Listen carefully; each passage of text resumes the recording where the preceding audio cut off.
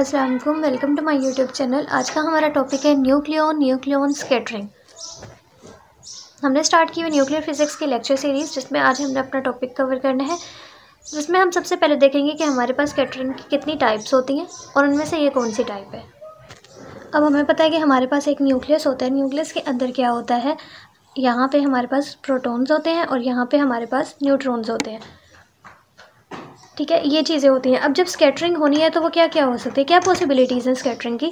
या तो वो एक न्यूट्रॉन के दरमियान होगी, या क्योंकि इसमें बहुत सारे न्यूट्रॉन्स और प्रोटॉन्स हैं ना, तो वो स्कैटरिंग होगी न्यूट्रॉन और न्यूट्रॉन के दरमियान, या प्रोटॉन टू न्यूट्रॉन के दरमियान, या प्रोटॉन टू प्रोटॉन के दरमियान, ठीक है, या न्यूट्रॉन टू प्रोटॉन। ये 4 पॉसिबिलिटीज़ होती हैं। इन 4 पॉसिबिलिटीज़ में से जो हमने स्टडी करनी है वो है न्यूट्रॉन स्कैटरिंग।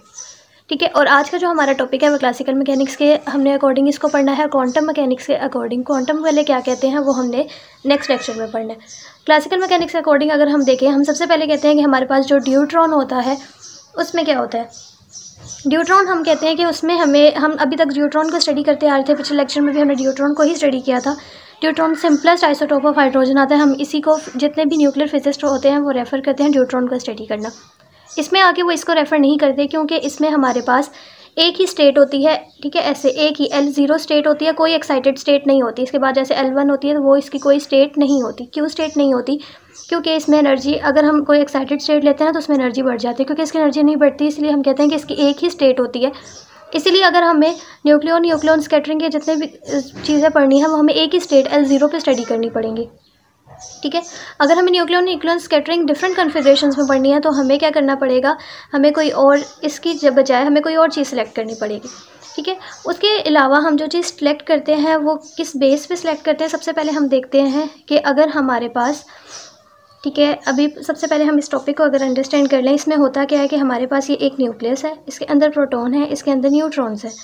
ठीक है, अब क्या होगा, एक बीम आएगी। न्यूक्लियन स्कैटरिंग है ना, इसका मतलब जो बीम आएगी वो भी हमारे पास एक इंसिडेंट बीम जो होगी वो भी क्या होगा, न्यूक्लियन।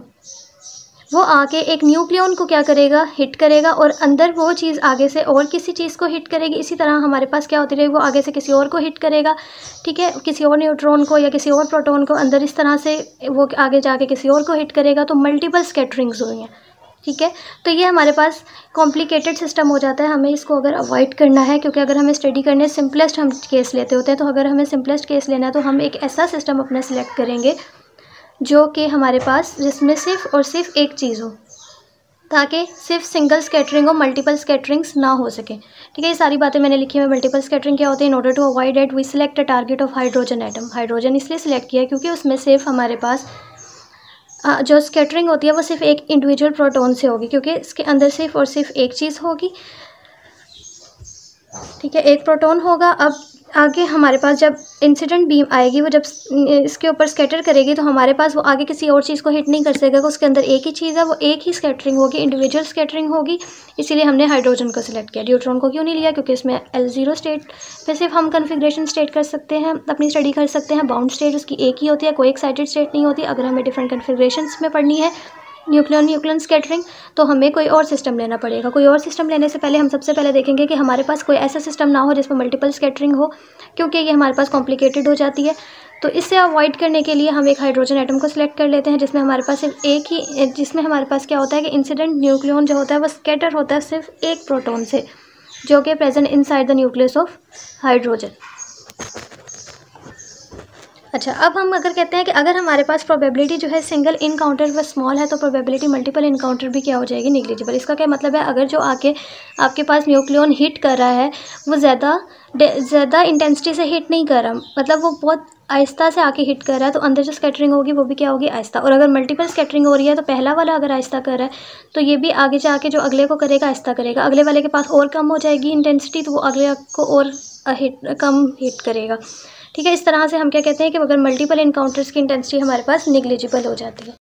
अच्छा, यहाँ पे इनकाउंटर वर्ड यूज़ हुआ है। इनकाउंटर का क्या मतलब होता है कि इंसिडेंट न्यूक्लियन और टारगेट न्यूक्लियंस क्या हैं। आपको पता है कि आपके पास क्या होता है, एक इंसिडेंट न्यूक्लियन, और अंदर जो न्यूक्लियन है जिस पे आके ये हिट करेगा, ये आपके पास क्या होता है, टारगेट न्यूक्लियन, और ये आपके पास क्या है, इंसिडेंट न्यूक्लियन।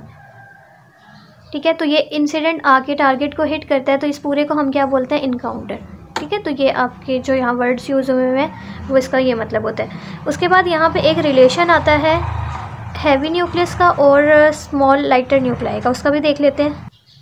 हैवी न्यूक्लियस क्या होता है, जिसमें ज़्यादा नंबर ऑफ़ न्यूक्लियॉन्स होते हैं। ठीक है, एक न्यूक्लियस के अंदर आपके पास ज़्यादा नंबर ऑफ़ प्रोटॉन न्यूक्लियॉन्स की तादाद होगी तो हमारे पास उसको वो हैवी में आता है। स्मॉल नंबर ऑफ़ न्यूक्लियॉन्स होंगे, ठीक है, न्यूक्लियॉन्स है, तो वो हमारे पास लाइटर में आता है। इसमें हमारे पास मल्टीपल इनकाउंटर होंगे, क्योंकि ज़्यादा नंबर ऑफ, तो वो एक को हिट करेगा फिर अगला दूसरे को हिट करेगा, इस तरह से वो एक दूसरे को हिट करते रहेंगे, तो मल्टीपल इनकाउंटर्स आ जाते हैं।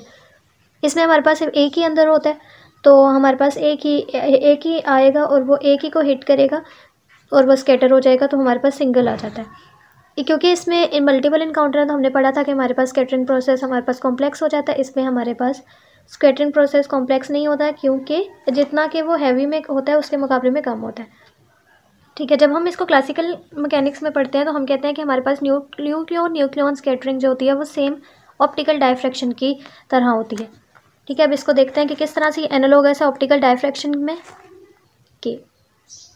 अब जब हम ऑप्टिकल में देखते थे, ऑप्टिकल डायफ्रैक्शन में, तो क्या होता था, हमारे पास प्लेन वेव्स होती थी। प्लेन वेव्स क्यों, जब वो ऑब्स्टिकल से बहुत दूर होती हैं तो वो प्लेन वेव्स की तरह काम करती हैं। ठीक है, वो प्लेन वेव्स होती हैं और जैसे ही वो किसी ऑब्स्टिकल से आके यूँ टकराती हैं तो इसमें अगर ये इनकी, आपको पता है इनकी जितनी वेवलेंथ होती है उतने हिसाब से ये स्लिट होता है, हमारे पास ज़्यादा स्फेरिकल शेप्स बनते हैं। फिर इसको छोड़ो, अभी हमारे पास ये बात याद रखो कि प्लेन वेव्स होती हैं जब ये ऑब्स्टिकल से दूर होती है। जैसे ऑब्स्टिकल से ये क्या करती हैं, टकराती हैं, तो ये अपने स्फेरिकल शेप में आ जाती हैं। ठीक है, अपने आप की शेप चेंज कर लेती है, स्फेरिकल बेंडिंग हो जाती है ना, bending of light around the corner, उसको हम बोलते हैं डायफ्रैक्शन। तो यही चीज़ हमारे पास यहाँ पे होती है, ये हमने डायफ्रैक्शन में पढ़ा था।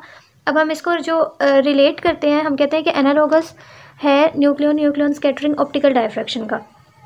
तो वो कैसे है, इसमें भी सेम ऐसे ही होता है कि प्लेन वेव्स होती हैं और वो क्या करती हैं एक, ठीक है, अब आप ये कहते हो ना कि आपके पास ये न्यूक्लियस होता है और इससे आके आपके पास वेव्स हिट करती हैं, तो ये हमारे पास प्लेन वेव्स हैं, ये न्यूक्लियॉन स्कैटरिंग है ना, ये आके इस पर जब हिट करेंगी तो वो आपके पास ऐसे स्फेरिकल शेप में हिट करने के बाद बन जाती है। ठीक है, सेम यही चीज़ जो है इसमें भी होती है। तो ये बात मैंने यहाँ पे लिखी हुई है कि incident wave is represented by plane wave, ये इंसिडेंट वेव है फॉर फ्रॉम ऑब्स्टिकल, जो ऑब्स्टिकल से अभी दूर है। The scattered wave fronts are spherical, और जो स्कैटर्ड होके जाएंगी वो क्या हो जाएंगी, जब स्कैटर्ड हो जाएंगी, ठीक है, इससे टकरा के बाद में जो होंगी वो हमारे पास स्फेरिकल, मतलब कि आपके पास एक न्यूक्लियॉन, सामने यही कहा ना कि एक इंसिडेंट न्यूक्लियॉन आके जब इसके न्यूक्लियॉन्स के ऊपर हिट करते हैं, हिट करने के बाद ये जब स्कैटर्ड हो जाता है, स्कैटर होने के बाद, ठीक है, इसकी ये प्लेन वेव्स आके हिट कर रही हैं, जब ये स्कैटर्ड हुआ तो स्फेरिकल बन जाती हैं। सही है, अब हमने कहा कि स्कैटर्ड वेव फ्रंट्स जो होती हैं वो स्फेरिकल होती हैं। टोटल एनर्जी जो होती है वो आपके पास वो वेरी नहीं करती, जो इसकी होती है, ठीक है, इंसिडेंट की, वही आपके पास स्कैटर्ड होने के बाद जो स्फेरिकल बनती है उनकी भी सेम एनर्जी रहती है, कोई फ़र्क नहीं आता। हाँ, ये होता है कि उसकी इंटेंसिटी जो होती है वो डिक्रीज़ कर जाती है, क्योंकि इंटेंसिटी आपके पास क्या करती है, इंटेंसिटी आपके पास होती है इनवर्सली प्रोपोर्शनल टू 1/डिस्टेंस। तो आपके पास डिस्टेंस क्या है, r, ये तो ये ऊपर जाएगा, I is equals to 1/r का स्क्वायर, ये ऊपर जाएगा तो -r² हो जाएगा। और उसका एम्पलीट्यूड जो होता है, और एम्पलीट्यूड आपके पास होता है इनवर्सली प्रोपोर्शनल टू 1/डिस्टेंस, मीन्स के amplitude is equals to 1/r, तो ये ऊपर जाएगा तो हमारे पास -r। ठीक है, उसकी इंटेंसिटी और उसकी एम्पलीट्यूड जो है वो डिक्रीज़ करता है। जैसे ऑप्टिकल डायफ्रैक्शन में भी ऐसे ही होता है, तो ऑप्टिकल में अगर ऐसा हो रहा है तो हमारे पास न्यूक्लियॉन स्कैटरिंग में भी सेम ऐसा ही होता है। ओके, उसके बाद हम कहते हैं कि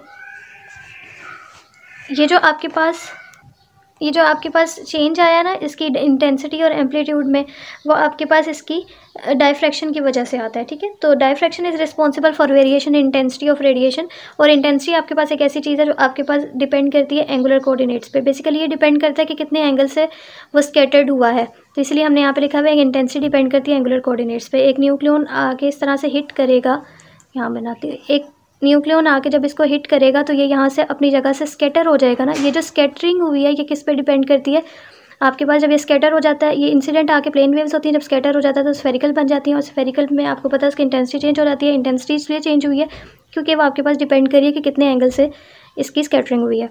A radiation detector placed at any point far from the obstacle would record the incident scattering wave। इसका क्या मतलब है कि अगर आप क्या करो, एक ऑब्स्टिकल को अभी हटा दो, अभी आपने ऑब्स्टिकल नहीं लगाया, जब आपने ऑब्स्टिकल नहीं लगाया, इस बात को गौर से समझना, जब आपने ऑब्स्टिकल नहीं लगाया तो आपकी यहाँ पे क्या है, प्लेन वेव्स आ रही हैं, ये जो वेव्स हैं, और आपने यहाँ पे एक कोई साइड पे आपने एक डिटेक्टर रख दिया। जब आपने देखा कि आपके पास ये जो प्लेन वेव्स आ रही हैं, अभी आपने कोई ऑब्स्टिकल नहीं रखा हुआ रास्ते में, तो ये प्लेन वेव्स की जो पूरी लाइट होती है ना, आपने डायफ्रैक्शन का एक्सपेरिमेंट किया हो तो इनकी जो लाइट निकल रही होती है वह डायरेक्ट इसके ऊपर आके हिट करती है, ठीक है, वो भी होती है। फिर जब आप यहाँ पे क्या करते हो, आप यहाँ पे एक रख देते हो ऑब्स्टिकल। अब आपने यहाँ पे एक ऑब्स्टिकल रख दिया, अब यहाँ से प्लेन वेव्स आई, इससे हिट की तो वो स्फेरिकल में हो गई। अब जो स्फेरिकल है वो भी तो इस पे जाके अपनी लाइट, इनकी भी बीम ऑफ लाइट जो है वो यहाँ पे आके स्पॉट करेगी, ठीक है। तो आपने देखा कि जब आपने ऑब्स्टिकल हटाया हुआ था तो प्लेन वेव्स भी डायरेक्ट इस पर जाके पड़ रही थी, और जब आपने ऑब्स्टिकल रख दिया तो इससे जो स्फेरिकल मिली है ये भी जाके इस पर पड़ रही हैं। तो इसलिए हमने यहाँ लिखा हुआ है कि रेडिएशन डिटेक्टर अगर आप रख दो ऑब्स्टिकल से दूर तो वो रिकॉर्ड करता है इंसिडेंट और स्कैटर्ड वेव दोनों को। इंसिडेंट को कैसे करता है, अगर आप ऑब्स्टिकल को हटा दो तो इस तरह से डायरेक्ट जाती है, और अगर आप ये रख दो तो स्फेरिकल से जो बनेंगे वो यहाँ पे जाएंगी वेव्स।